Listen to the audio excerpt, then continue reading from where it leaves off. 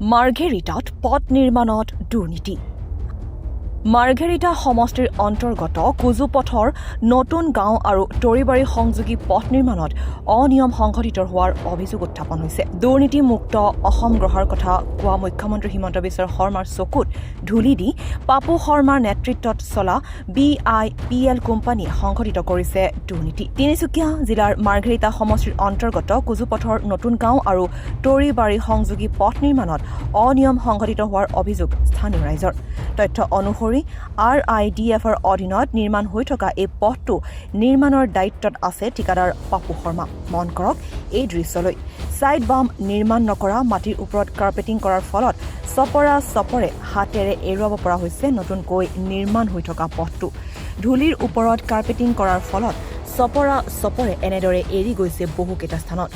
আজি পুৱা পুনৰ পথটো নিৰ্মাণ কৰিবলৈ লওঁতে স্থানীয় সচেতন মহলে প্ৰশ্ন কৰাত পুনৰ নিৰ্মাণ কৰিবলৈ বাধ্য হয় আৰু যি পুৰণা প্ৰায় 6 মাহৰ পূৰ্বে নিৰ্মাণ কৰা পথ ভাঙি সেইসমূহ পুনৰ নিৰ্মাণ কৰিম বুলি কথা দিয়ে পাপু শৰ্মাৰ প্ৰতিষ্ঠানটোৱে। এতিয়া ৰাইজৰ প্ৰশ্ন, পথটো নিৰ্মাণৰ ক্ষেত্ৰত থকা অভিযন্তা য়শৱন্ত সৰাৱাগীয়ে বিশেষ গুৰুত্ব নিদিয়াৰ বাবে এই অনিয়ম হ'বলৈ পালে নেকি? লগতে এনে অনিয়ম সংঘটিত কৰাৰ বাবে পাপু শৰ্মাৰ লাইচেন্স ব্লেক লিষ্ট কৰিবলৈ আহ্বান জনাইছে স্থানীয় লোকে। প্ৰথম কথা, আমাৰ কুজুপথা প্ৰাথমিক বিদ্যালয়ৰ প্ৰাংগণৰ পৰা আমাৰ এই যিটো ইয়াত তৰিবাৰী LP স্কুলৰ আছে তাৰ কাষেদি গৈ আপোনাৰ এই নেপালী গাঁও এখন আছে তাৰলৈকে সংযোগ হৈছে প্ৰায় 5 কিলোমিটাৰ পথটো। এই পথটোত তাৰমানে প্ৰথম অৱস্থাৰ পৰাই তেওঁলোকে মানে একদম দুৰ্নীতিৰ লগত লিপ্ত হৈ আছে। কোনো ধৰণৰ মানে নীতি আদৰ্শ নোহোৱাকৈ তেওঁলোকে পথটো নিৰ্মাণ কৰি আছে। পথটো নিৰ্মাণৰ ক্ষেত্ৰত যিখিনি গাফিলতি কৰি আছে, তো আমি এই সম্পৰ্কত বিভাগীয় কৰ্তৃপক্ষৰ ওচৰত গৈছিলোঁ, কিন্তু আমি RTIটো কৰিব নোৱাৰিলোঁ। কিন্তু এনে জানিব পৰা মতে 3.75 থাকিব লাগে ভিতৰতো আৰু কাষত 3 ফুট, ইফালে 3 ফুট। আৰু মাটিটো তেওঁলোকে বেলেগৰ পৰা আনি পিনে ইয়াত ফিল আপ কৰিব লাগে। তেওঁলোকে মাটিটো ফিল আপ কৰা নাই। ইয়াৰ পৰা এক ডাম্পাৰ মাটি আনি তেওঁলোকে ইয়াত ফিল আপ কৰা নাই। আৰু তেওঁলোকে ইয়াৰ পৰাই নলা খান্দি তেওঁলোকে মাটিটো ফিল আপ কৰি আছে। আৰু ইয়াত WBMৰ নামত গোটা পাথৰবিলাক মানে তেওঁলোকে ইয়াত দিছে, যিখিনি কাৰণে তেলৰ বা ইয়াৰ যিখিনি মেটেৰিয়েলছ ইয়াত কমপ্লেক্স অহা নাই। গতিকে সেইকাৰণে আজি এইটো বহলে এৰিছে।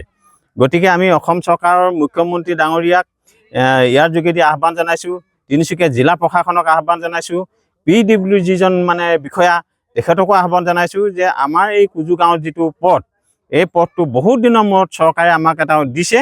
গতিকে ইয়াৰ চোৱা দায়িত্ব আমাৰ আছে। গতিকে আমি চামেই আৰু যিখিনি দুৰ্নীতি হৈছে সেইখিনি আমি কমেই ইয়াত।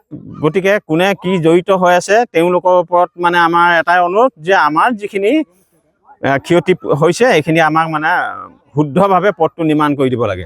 আৰু যিটো 3 ফুট মানে থাকিব লাগে সেইটো দিব লাগে। আৰু য'ত কালভাৰ্ট থাকিব লাগে এই কালভাৰ্টখিনি তেওঁলোকে পুৰণা কালভাৰ্টকেইটাকে মানে হেৰি কৰি থৈ দিলে।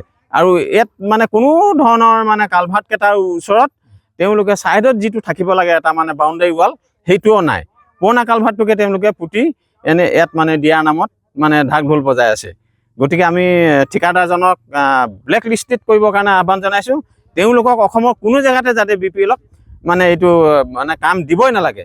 তেওঁলোকে BIPLক তেওঁলোকে কাম দিবই নালাগে কোনো জেগাত। তেওঁলোকক মানে ব্লেক লিষ্টেড কৰিব লাগে, গ্ৰেপ্তাৰ কৰিব লাগে ঠিকাদাৰক, ইঞ্জিনিয়াৰজনক অতি সোনকালে বৰ্খাস্ত কৰিব লাগে। যদি এইটোৱে নহয় তেতিয়াহ'লে সমাজতকৈ বা ৰাইজতকৈ ঊৰ্ধত কোনো থাকিব নোৱাৰে। গতিকে আমি যি ব্যৱস্থা ল'ব লাগে আমি ল'বলৈ বাধ্য হ'ম। ডিগবৈৰ পৰা বিষ্ণু ফুকনৰ ৰিপৰ্ট, D নিউজ আৰু D নৰ্থ ইষ্ট।